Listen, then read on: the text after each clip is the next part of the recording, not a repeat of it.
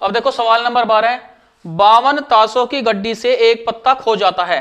होता क्या है कि जो ताश की गड्डी है उससे जैसे एक पत्ता खुदता है, ठीक है, तो खोने के बाद क्या है, शेष पत्तों में से 2 पत्ते निकाले जाते हैं। जो पत्ते बचे हुए हैं उनसे 2 पत्ते जो है यदृच्छा निकाले जाते हैं।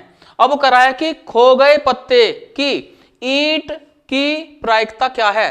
वो कह रहा है कि यदि पत्ता खोआ हुआ ईंट का हो तो तब इसकी प्रायिकता क्या है, ठीक है ना।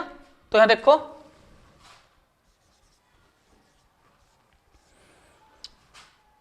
तो माना जो घटना E1 है, E1 है, तो ताश के पत्तों से ईंट का पत्ता खोने की या खो जाने की, खोने की घटना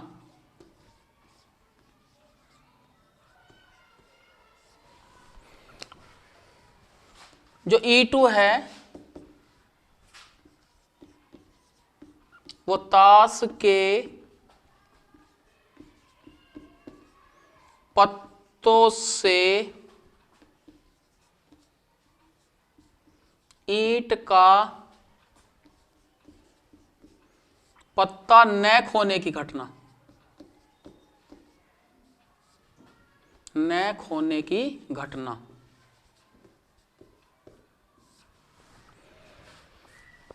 वह जो दोनों में जो कॉमन घटना है वह कुल मिलाकर पत्ता खोआ। पहली स्थिति में कि जो खोने वाला पत्ता है वो ईंट का भी हो सकता है, और दूसरी जो घटना है जो खोने वाला पत्ता है वो ईंट का नहीं हो सकता, तो कुल मिलाकर पत्ता खोआ। तो यहां पर जो उभयनिष्ठ घटना है ए, तो यहां लिखेंगे पत्ता खोने की, तो पत्ता खोने की घटना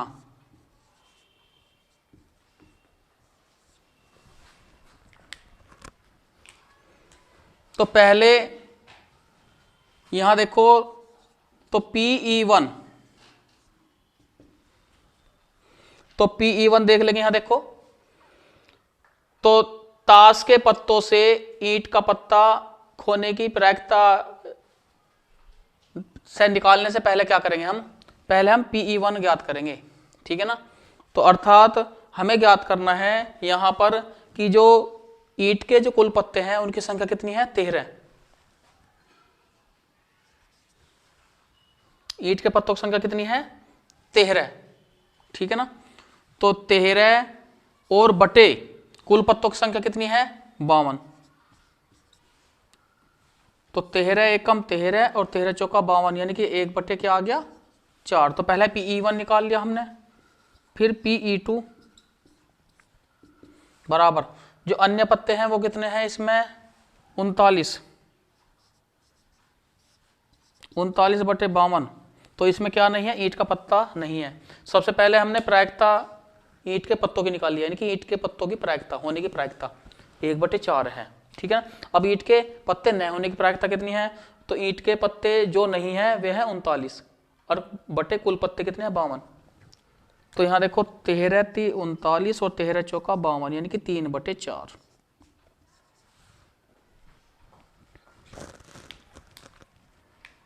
तो इसलिए अब P, तो पत्ता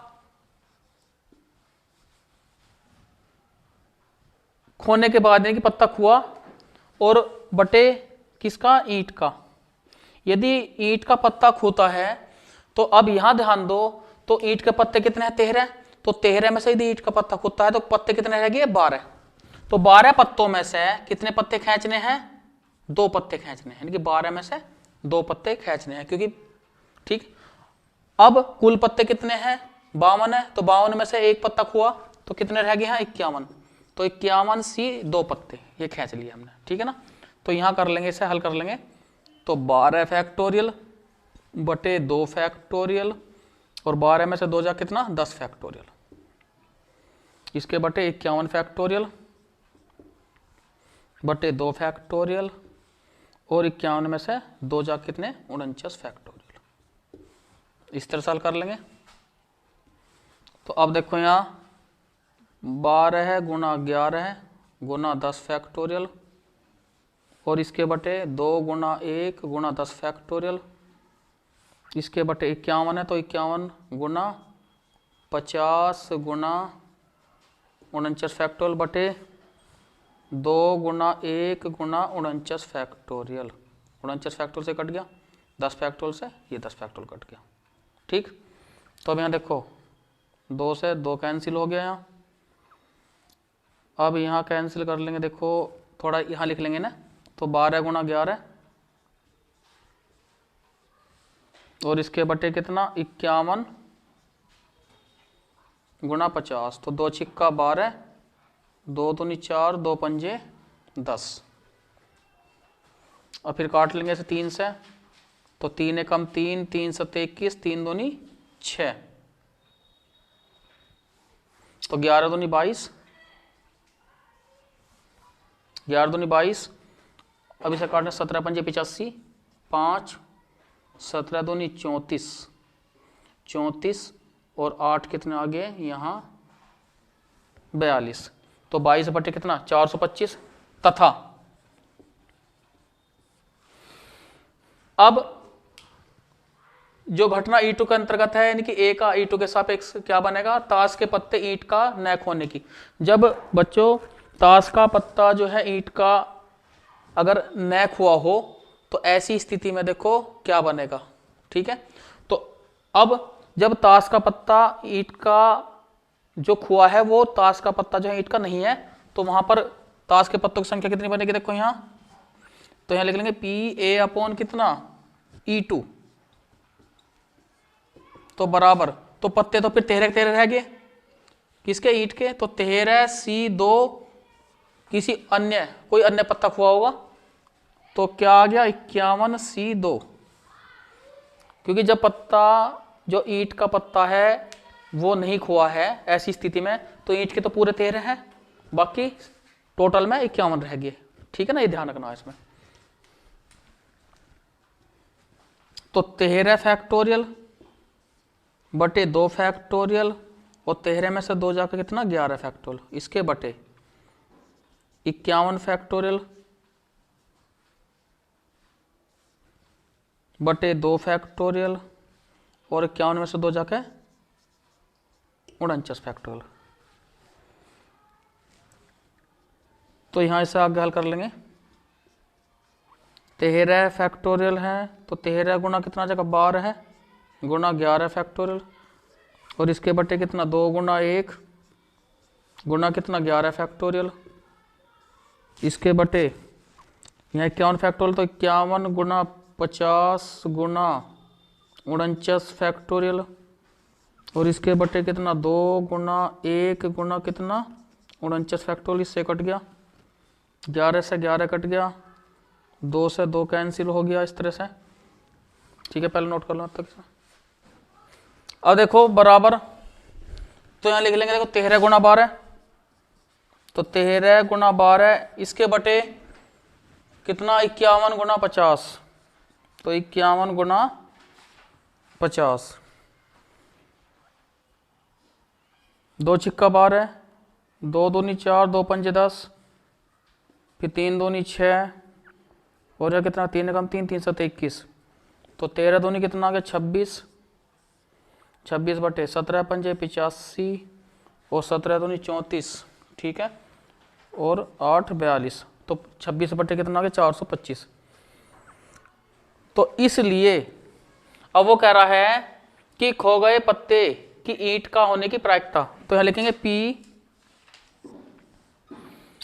तो ईंट का होने की प्रायिकता, तो ईंट का होने की प्रायिकता तो E1 अपॉन खो गया पत्ता यानी कि A बराबर, तो यहां लिख लेंगे PE1, वही वाला फॉर्मूला PE1 इंटू इसे उल्टा कर देंगे PA अपॉन क्या आ जाएगा E1, तो सेम पहला भाग निकालो यानी कि PE1 इंटू P A/E1 फिर प्लस फिर घटना E1 E2 है तो E2 वाला भाग भी ले लेंगे E2 इंटू पी A/E2 इस तरह से। तो इनका मान रख लेंगे, देखो यहां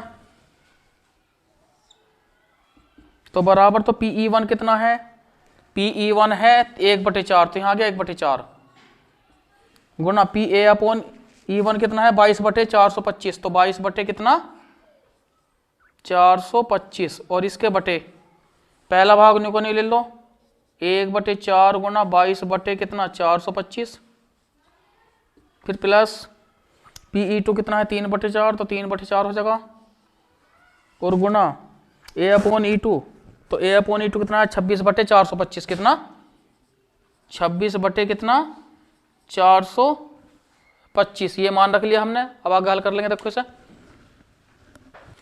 तो यहां देखो बाल को अब हल करने के लिए देखो सबसे पहले हमें क्या करना है, इसमें यहां पर देखो 4 गुणा 425 4 गुणा 425 तो इस तरह से मतलब ये कॉमन में आ जाएगा, ठीक है। तो आराम से ऐसे कर लेंगे, देखो ऐसे तो 22/4 गुना ऐसे लिख लेंगे 4 गुणा 425 इस तरह से और इसके बटे हर बराबर है, देखो 4 गुणा 425 4 गुणा 425 तो ऊपर गुणा कर लेंगे 22 से कम 22 और प्लस 3 छंग 18 3 दूनी 6 1 7 और हर बराबर है तो बटे कितना 4 गुणा 425 इस तरह से दिखा देंगे इसे, ये कैंसिल हो गया तो 22 बटे ने जोड़ देंगे 8 और 2 10 7 और 2 9 और 1 कितना 10 इस तरह से तो 2 एकम 2 2 एकम 2 और 2 पंचे 10 तो कितना आया 11 बटे कितना आ गया 50 आ गया इसका, ठीक है इसे नोट कर लो। देखो सवाल द्वारा सत्य बोलने की 4/5 है, एक सिक्का उछाला जाता है तथा ए बताता है कि चित्र प्रदर्शित हुआ, वास्तविक रूप से चित्र प्रकट होने की प्रायिकता क्या है, ठीक है ना। तो यहां माना जो E1 है वो A द्वारा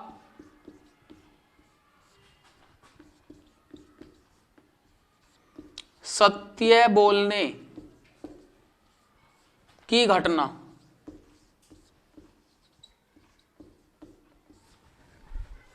और E2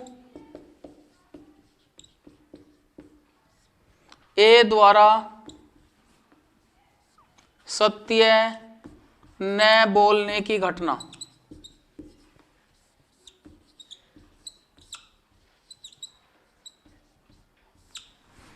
अब यहां देखो कॉमन क्या है चित आना तो तथा H चित आने की घटना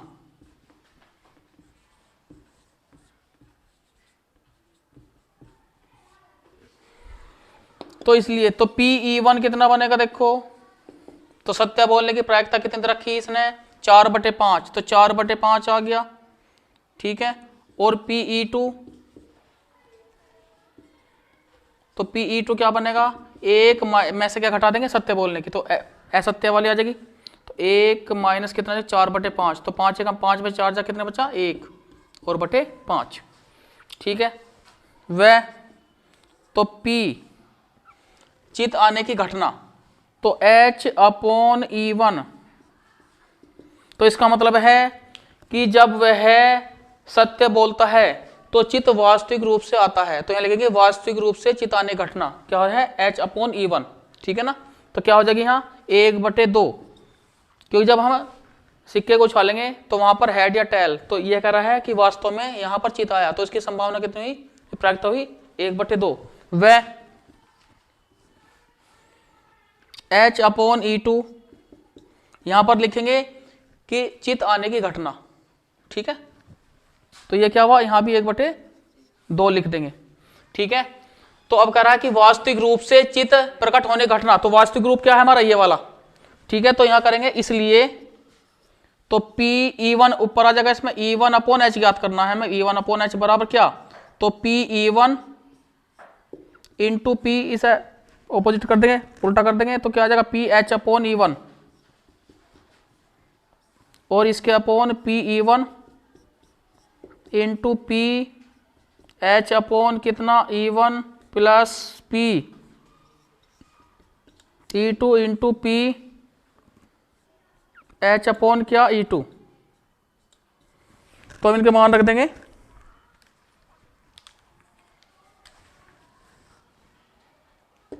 तो इसलिए P E1 अपॉन H बराबर, तो P E1 कितना है, P E1 है 4/5, तो यहाँ 4/5 लिख दिया, गुना P H अपॉन E1 कितना है 1/2, तो 1/2 लिख देंगे, इसके बटे न्यू का न्यू यानी कि 4/5 गुना 1/2 और इसके प्लस। अब P E2 कितना है 1/5, तो 1/5 आ गया यहाँ, और इसके गुणा में पी एच अपॉन E2 कितना है 1/2, तो यहाँ कितना आ गया 1/2 आ गया। तो अब यहाँ देखो, तो 4 एकम 4/5 दूनी 10, तो 4/10 यहाँ भी आ जाएगा, बटे 10 यहाँ तो हर बराबर है, तो 4 जमा सीधा क्या लिख देंगे 1 और बटे हर बराबर है 10, 10 से 10 कैंसिल, तो कितना आ गया 4/5। तो 4/5 जो है वो सही है, यानी कि ए ठीक है। ठीक है, नोट कर लो। देखो सवाल नंबर 14 है, यदि ए और बी ऐसी घटनाएं हैं कि ए सबसेट यानी कि ए उपसमुच्चय बी का तथा पी बी बराबर नहीं 0 के, तो निम्न में कौन सा ठीक है। तो यहां देखो, अब चूंकि ए सबसेट बी, तो इसलिए दोनों का इंटरसेक्शन क्या आ जाएगा, ए इंटरसेक्शन बी बराबर किसके, ए के। ठीक है ना, वह पी ए अपॉन बी बराबर क्या हो जाएगा, तो P A intersection B upon के पी बी बराबर, तो ए इंटरसेक्शन बी किसके है, ए के, तो P A upon P B. अब देखो चूंकि पी बी छोटा बराबर किसके, एक के, यानी कि एक से कम भी हो सकता है और यह बराबर भी हो सकता है। ठीक है ना, तो इसलिए तो पी ए अपॉन बी, तो जैसे इसका मान यदि 1 के बराबर तो पी ए के बराबर हो जाएगा, यदि कम है तो कम, तो ठीक है ना।